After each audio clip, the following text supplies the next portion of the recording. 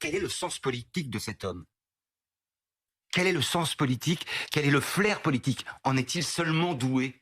A-t-il seulement conscience de ce qui se passe à l'extérieur des hauts murs de son palais? En tout cas, je peux vous dire une chose, c'est que les manières de roi et les fronts prosternés, c'est terminé. Classe, il y en a marre. Et la presse internationale se rit de nous. Enfin, se rit de lui, pardon, pas de nous. Parce que nous, nous, le peuple français, on est en train de susciter des vocations. Enfin, les pays européens, ils se disent, mais enfin, bon, attends, mais les Français, finalement, ils ont peut-être tout compris. Enfin, je veux dire, la vie, c'est quand même pas de crever au boulot, il y a d'autres finalités, quand même. Est-ce que vous condamnez ce qui s'est passé hier? Mais moi, je suis pas là pour condamner. Ça veut dire quoi, condamner? Enfin, Yvan Le Bolloc condamne quoi? Mais non, mais je suis désolée. Ce n'est pas ma façon de voir les choses. Condamner dans le sens où vous faites partie de ceux qui sont mobilisés depuis le début. Vous le dites, vous manifestez. Pour vous, ça implique quelque chose. Pour vos amis aussi, c'est ce que vous avez expliqué. Ça coûte cher de faire grève. Est-ce que quand vous voyez ça, vous ne vous dites pas que ces gens-là sont en train de foutre en l'air votre mobilisation? Je crois que c'est Nelson Mandela qui disait que l'oppresseur qui détermine le degré de violence dans sa lutte contre les oppressés.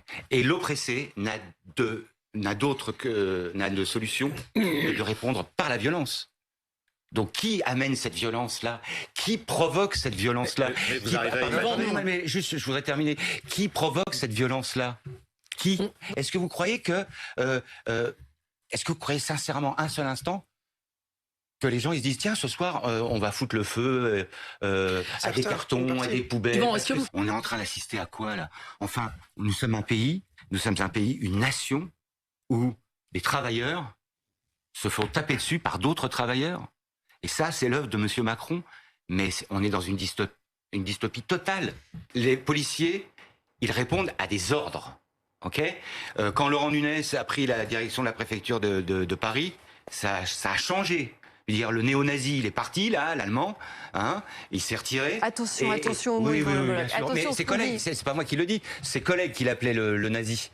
Ses collègues quand il était en fonction à Bordeaux. Jusqu'alors, je vais vous dire la vérité, il m'est arrivé d'avoir peur de manifester.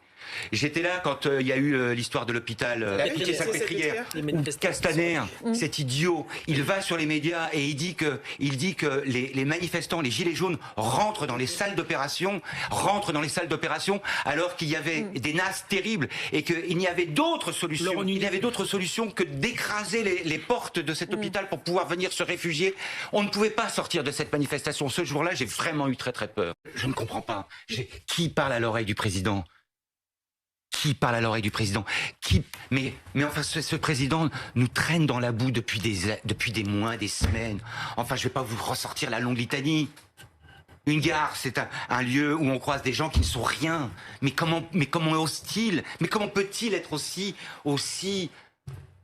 je trouve même pas les mots. On sent que c'est épidermique, hein, quand vous parlez. Pas les mots. Mais moi, je parle en mon nom propre.